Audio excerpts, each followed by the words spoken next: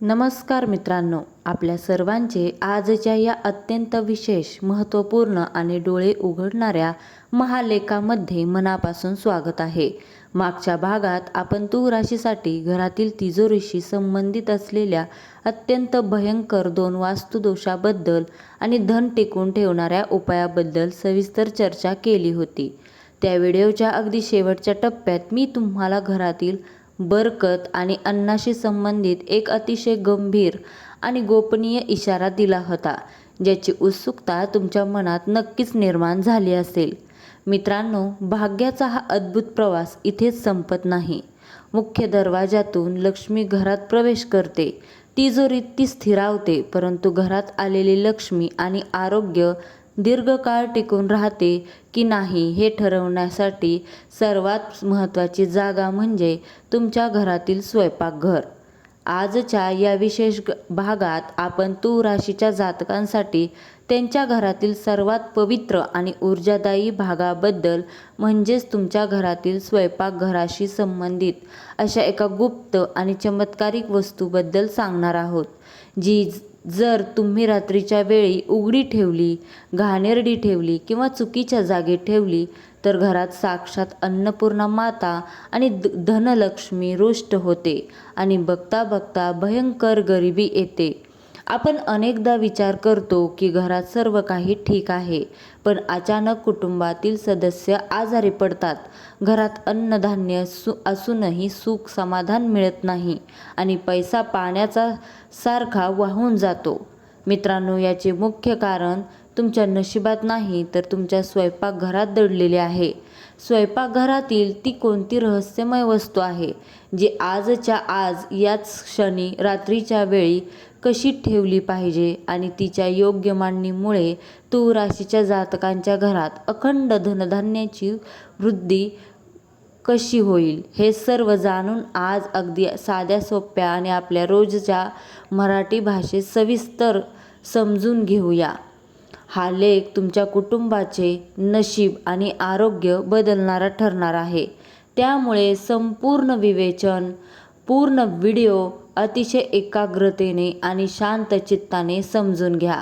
पण त्या अगोदर आपल्या चॅनलला सबस्क्राईब करायला विसरू नका. वास्तुशास्त्रानुसार स्वयंपाकघराचे महत्त्व. तूळ राशीचा संबंध. मित्रांनो, वास्तुशास्त्रामध्ये घरातील स्वयंपाकघराला अत्यंत उच्च आणि पवित्र स्थान दिले गेले आहे. स्वयंपाकघर हे साक्षात अग्निदेवाचे आणि अन्नपूर्णा मातेचे निवासस्थान मानले जाते.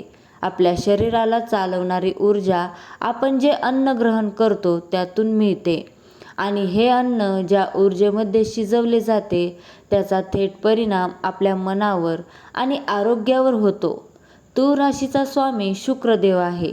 शुक्र हा केवळ पैशाचाच नव्हे तर सुग्रास भोजन, ऐश्वर्य, उत्तम राहणीमान आणि घरातील अन्नाच्या दर्जाचाही कारक मानला जातो. तूळ राशीच्या लोकांच्या घरात जर स्वयंपाकघरात वास्तुदोष असतील तर त्याचा शुक्र ग्रह आणि अग्नितत्व पूर्णपणे बिघडते. शुक्र आणि अग्नी कमजोर झाला की घरातील महिलांचे आरोग्य बिघडते, घरात अन्नाची नासाडी वाढते, कमावलेला पैसा औषधोपचारात वाहून जातो आणि घरात नकारात्मकता वाढते. स्वयंपाकघर हे घरातील समृद्धीचे मुख्य स्रोत आहे, ज्यामुळे तिथली स्वच्छता आणि वास्तुनियम पाळणे अत्यंत गरजेचे आहे. रात्रीच्या वेळी दारिद्र्य आणणारी पहिली मोठी चूक उघडी आणि अस्वच्छ भांडी. रात्रीचे खरकटे. आता आपण त्या पहिल्या मुख्य चुकीकडे आणि वास्तूकडे वळूयात, जी सहसा 70 ते 80% घरांमध्ये रात्रीच्या वेळी पाहायला मिळते आणि जी सर्वात मोठा वास्तुदोष निर्माण करते. ती गोष्ट म्हणजे रात्रीच्या वेळी शिंकमध्ये अस्वच्छ खरकटी भांडी उघडी टाकून देणे किंवा स्वयंपाकाचा ओटा तसाच घाणेरडा सोडणे. आजकालच्या धकाधकीच्या जीवनात अनेक गृहिणी रात्रीची भांडी घासणे कंटाळवाणे मानतात आणि ती भांडी सकाळी घासण्यासाठी सिंकमध्ये तशीच ठेवून देतात.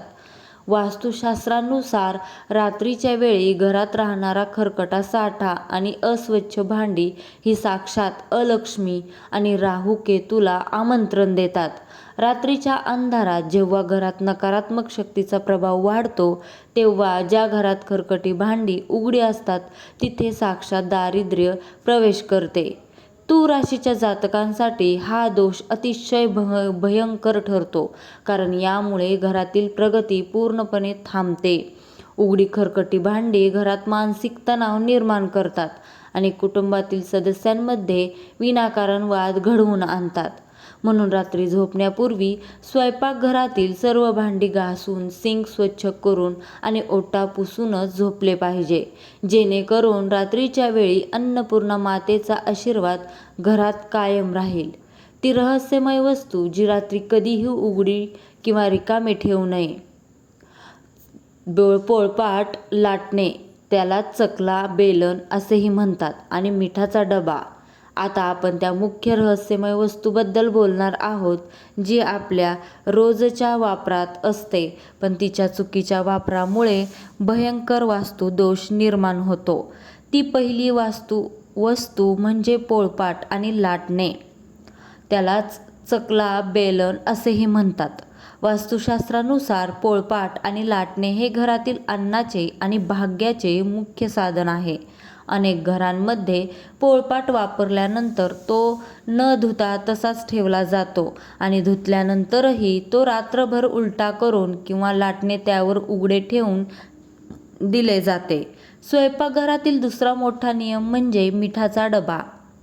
मीठ हे साक्षात राहू आणि चंद्राशी संबंधित मानले जाते. रात्रीच्या वेळी मिठाचा डबा कधीही उघडा ठेवू नये. जर मिठाचा डबा उघडा राहिला तर तो वातावरणातील सर्व नकारात्मक ऊर्जा स्वतःमध्ये शोषून घेतो आणि दुसऱ्या दिवशी तेच मीठ अन्नात गेल्यास घरातील लोकांचे आरोग्य बिघडते व घरात गरिबी येते. तसेच मिठाचा डबा कधीही प्लॅस्टिक किंवा लोखंडाच्या डब्यात ठेवू नये. तो नेहमी काचेच्या किंवा चिनी मातीच्या भरणीत ठेवावा. याच सोबत रात्रीच्या वेळी पोळपाट आणि लाटणे कधीही अस्वच्छ किंवा उलटे ठेवू नये. पोळपाट वापरून झाल्यानंतर तो स्वच्छ धुवून कोरडा करून व्यवस्थित उभा किंवा आडवा ठेवावा. लाटणे कधीही पोळपाटाच्या वर रात्रभर उघडे ठेवू नये, ते वेगळे ठेवावे. असं न केल्यास घरात पैशाची प्रचंड चणचण भासते आणि कर्ज वाढू लागते.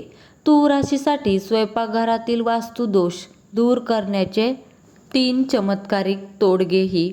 हे दोष समजून घेतल्यानंतर आपल्याला कोणतेही मोठे तोडफोड न करता स्वयंपाकघराची आर्थिक आणि आरोग्य ऊर्जा सोन्यासारखी शुद्ध करण्यासाठी 3 अत्यंत साधे पण चमत्कारिक घरगुती उपाय करायचे आहेत.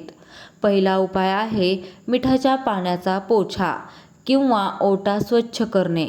दररोज रात्री स्वयंपाकघरातील काम संपल्यानंतर ओटा पुसताना त्या पाण्यात थोडे खडे मीठ टाकावे. मिठाच्या पाण्याने ओटा पुसल्याने दिवसभरातील सर्व नकारात्मक ऊर्जा, जंतू आणि वाईट लहरी नष्ट होतात. यामुळे स्वयंपाकघर पूर्णपणे स्वच्छ, शुद्ध होते आणि अन्नपूर्णा माता प्रसन्न होते. दुसरा उपाय आहे रात्रीच्या वेळी सिंकमध्ये लवंग आणि कापूर जाळणे.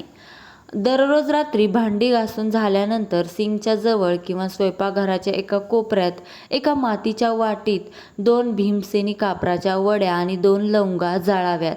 या धुमामुळे स्वयंपाकघरातील सर्व वास्तुदोष तात्काळ दूर होतात. तसेच यामुळे राहू आणि केतूचा अशुभ प्रभाव नष्ट होतो, ज्यामुळे घरात वातावरण अचानक येणारी संकटे टळतात. तिसरा उपाय आहे तव्याचा चमत्कारिक वास्तू उपाय. स्वयंपाकघरातील तवा हा राहूचे मोठे प्रतीक मानला जातो. तवा कधीही वापरून झाल्यावर तसाच गॅसवर सोडू नये. तो स्वच्छ धुवून अशा जागी ठेवावा जिथे बाहेरच्या लोकांची थेट नजर पडणार नाही. रात्रीच्या वेळी तवा कधीही उलटा करून ठेवू नये. सकाळी पहिली चपाती किंवा भाकरी बनवण्यापूर्वी तव्यावर थोडे दूध किंवा मिठाचे पाणी शिंपडावे. यामुळे घरातील राहू दोष शांत होतो आणि अन्नामध्ये अमृत तत्व निर्माण होते. अन्नपूर्णा मातेचे स्वयंपाकघरातील सुरक्षा कवच आणि स्थापना. मित्रांनो, आपल्या स्वयंपाकघराचे आणि आरोग्याचे रक्षण करण्यासाठी अन्नपूर्णा मातेचा आशीर्वाद मिळवणे अत्यंत सोपे आहे. कोणत्याही गुरुवारी किंवा शुक्रवारी सकाळी स्वयंपाकघराच्या ईशान्य कोपऱ्यात एका लहान लाकडी चौरंग किंवा पाटा ठेवावा. त्यावर लाल कापड अंथरून अन्नपूर्णा मातेची एक लहान पितळेची किंवा चांदीची मूर्ती अथवा फोटो स्थापित करावा. मातेच्या मूर्तीसमोर एका लहान वाटीत नेहमी थोडे अख्खे तांदूळ अक्षदा भरून ठेवावेत. दररोज सकाळी स्वयंपाक करण्यापूर्वी अन्नपूर्णा मातेचे ध्यान करावे आणि घरातील पहिली चपाती किंवा भाकरी नेहमी गायीसाठी काढावी. ज्या स्वयंपाकघरात अन्नपूर्णा मातेची अशी पूजा होते आणि पहिली भाकरी गायीला दिली जाते, त्या घरात कधीही अन्न आणि धनाची कमतरता भासत नाही. हे सुरक्षा कवच घरातील सदस्यांना गंभीर आजारांपासून वाचवते. स्वयंपाकघरात या शुभ गोष्टी केल्याने होईल अखंड धनधान्य वर्षाव. दोष दूर करण्यानंतर स्वयंपाकघरात सकारात्मक ऊर्जा वाढवण्यासाठी काही शुभ नियम पाळले पाहिजेत. सर्वात पहिली गोष्ट म्हणजे स्वयंपाकघरात कधीही अंधार ठेवू नका. रात्रीच्या वेळी सर्व दिवे बंद करताना स्वयंपाकघरात एक लहान नाईट बल्ब असतो, तो छोटा, शक्यतो पिवळ्या रंगाचा, चालू ठेवावा. वास्तुशास्त्रानुसार रात्री स्वयंपाकघर पूर्ण अंधारात राहिल्यास तिथे नकारात्मक ऊर्जा गोळा होते. दुसरी शुभ गोष्ट म्हणजे स्वयंपाकघरात नेहमी एक पाण्याचा तांब्या किंवा माठ भरून ठेवावा. पाण्याचा माठ किंवा फिल्टर नेहमी उत्तर किंवा पूर्व दिशेला असावा. रिकामे पाण्याचे भांडे रात्री ठेवल्याने घरातील नशीब कमकुवत होते. तिसरी शुभ गोष्ट म्हणजे गॅस शेगडी नेहमी स्वच्छ ठेवावी. गॅस शेगडी हा साक्षात अग्निदेव आहे, त्यामुळे त्यावर रात्रीच्या वेळी कोणतेही खरकटे भांडे किंवा कढई तशीच ठेवून झोपू नका. जीवनाचा अंतिम वास्तू सिद्धांत. एकंदरीत विचार केला असता आपले स्वयंपाकघर हे केवळ अन्न बनवण्याची जागा नसून ते आपल्या संपूर्ण कुटुंबाचे भाग्य आणि आरोग्य घडवणारे मुख्य केंद्र आहे. जेव्हा आपण आपल्या स्वयंपाकघराची काळजी घेतो, रात्रीची भांडी स्वच्छ करतो, चकला बेलन म्हणजेच पोळपट बेलन व्यवस्थित ठेवतो आणि स्वच्छता बाळगतो, तेव्हा शुक्रदेव, अग्निदेव आणि अन्नपूर्णा माता अत्यंत प्रसन्न होतात. तूळ राशीच्या जातकांसाठी तर हा उपाय त्यांच्या घरात सुख समृद्धीचा अखंड प्रवाह सुरू ठेवू शकतो. कष्टाला नशिबाची साथ मिळते आणि घरातील आजारपण कायमचे दूर पळते. वास्तुशास्त्राचे हे नियम अत्यंत साधे आणि विना खर्चाचे आहेत. फक्त गरज आहे ती आपण जागरूक राहून आपल्या सवयींमध्ये बदल करण्याची. आजच तुमच्या स्वयंपाकघरामध्ये निरीक्षण करा आणि सांगितलेले बदल करून आपल्या घरात अखंड अन्नधान्याचा दिवा प्रज्वलित करा. पुढील भागाची तर मित्रांनो, आज आपण आपल्या स्वयंपाकघराशी संबंधित असलेल्या या अत्यंत गोपनीय आणि डोळे उघडणाऱ्या वास्तुदोषाचे महारहस्य सविस्तरपणे पाहिले आहे.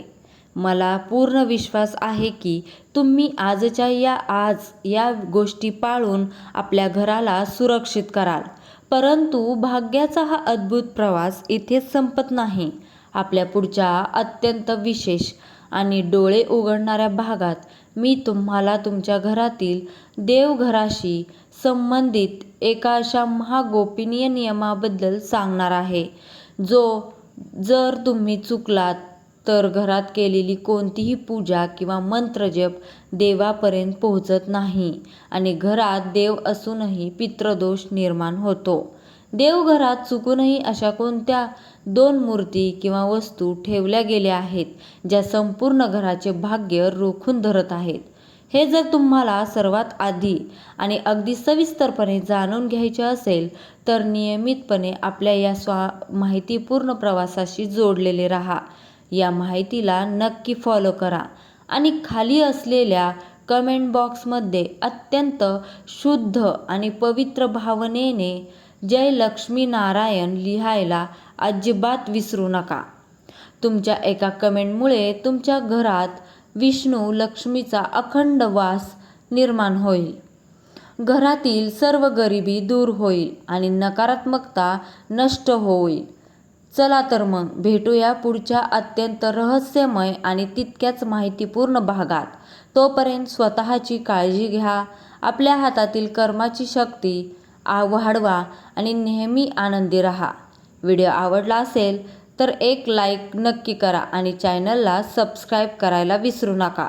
श्री स्वामी समर्थ. जय जय स्वामी समर्थ. धन्यवाद.